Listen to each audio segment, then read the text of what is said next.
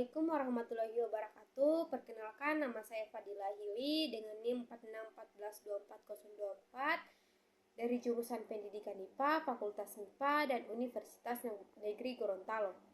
Saya di sini akan melakukan presentasi materi hukum Islam dan masalah kontemporer dengan dosen pengampu Ibu Prof. Dr. Novianti Jafri, SPDI, MPDI. Pengertian hukum Islam.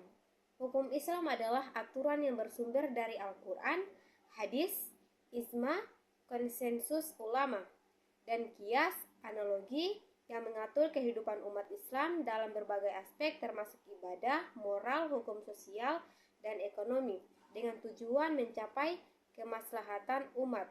Masalah kontemporer. Masalah kontemporer adalah isu-isu atau tantangan yang muncul dalam masyarakat modern dan sering kali membutuhkan pendekatan atau solusi yang relevan dengan perkembangan zaman. Masalah ini dapat melibatkan berbagai aspek kehidupan, termasuk sosial, politik, ekonomi, dan teknologi. Masalah kontemporer. Yang pertama, perubahan iklim, masalah global terkait perubahan suhu bumi dan dampaknya terhadap lingkungan. Yang kedua, teknologi dan privasi. Tantangan mengenal perlindungan data pribadi di era digital. Yang ketiga, ketidaksetaraan. Itu ekonomi, masalah ketimpangan pendapatan dan kekayaan antar kelompok sosial. Yang keempat, kesehatan global. Isu terkait penyebaran penyakit dan akses ke layanan kesehatan. Yang kelima, isu lingkungan. Masalah terkait kerusakan ekosistem dan sumber daya alam. Pengertian pajak. Pajak adalah kontribusi finansial yang wajib dibayar oleh individu atau badan kepada pemerintah berdasarkan ketentuan hukum. Pajak digunakan untuk membiayai berbagai layanan dan infrastruktur publik seperti pendidikan, kesehatan, dan keamanan.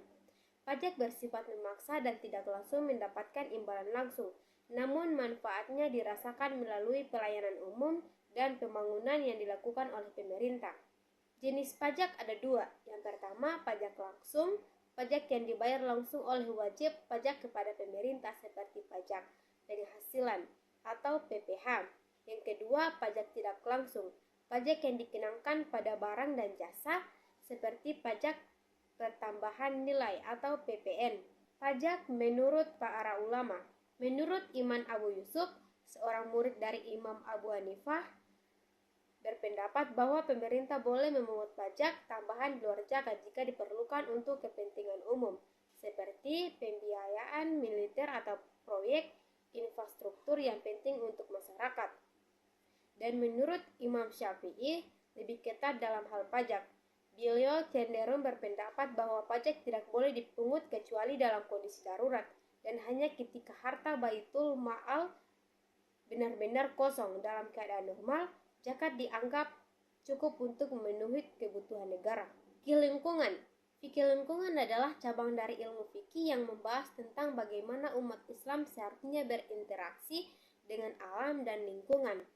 Berdasarkan ajaran-ajaran Islam, dalam Islam lingkungan dianggap sebagai amanah atau tanggung jawab yang diberikan Allah kepada manusia, dijaga dan dipelihara. Konsep fikih lingkungan dalam Islam menekankan tanggung jawab manusia sebagai khalifah di bumi untuk menjaga dan merawat alam.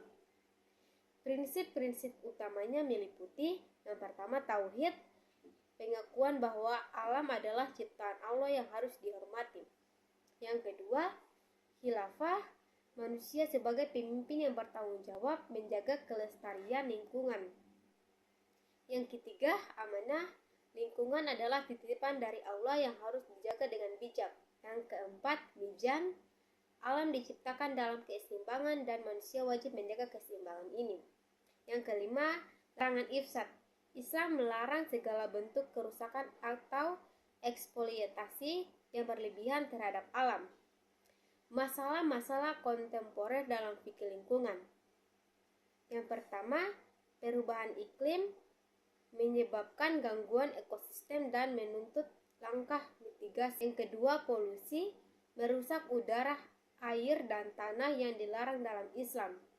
Yang ketiga, sampah plastik menyebabkan pencemaran Islam mengajarkan penguraian limbah. Keempat, krisis air. Ketersediaan air bersih semakin menipis, memerlukan pengelolaan bijak. Yang kelima, deforestasi menghancurkan ekosistem yang harus dilindungi menurut fikih. Yang keenam, keadilan lingkungan, ketimbangan akses sumber daya bagi masyarakat rentan. Oke, kesimpulan dari materi ini yaitu hukum Islam memiliki peran penting dalam menyelesaikan berbagai masalah kontemporer dengan menekankan nilai-nilai keadilan, kemaslahatan, dan etika. Meningkatkan pemahaman dan penerapan hukum Islam dalam konteks kontemporer. Membuat basis moral dan spiritual dalam menghadapi tantangan zaman. Mengembangkan solusi hukum Islam yang adaptif dan relevan dengan isu-isu kontemporer. Memberikan panduan yang komprehensif dan praktis dalam menyelesaikan berbagai masalah. Meningkatkan peran ulama dan para ahli hukum Islam dalam memberikan solusi dan fatwa yang tepat. Oke, baiklah, hanya itu presentasi saya hari ini. Wassalamualaikum warahmatullahi wabarakatuh.